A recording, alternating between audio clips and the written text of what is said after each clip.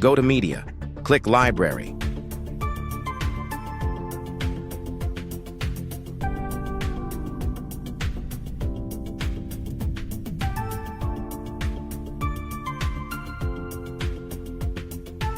Click an image.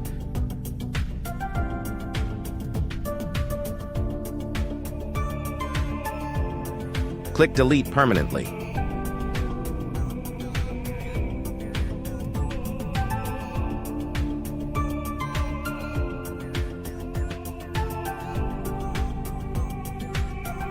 Click an image. Click Delete permanently.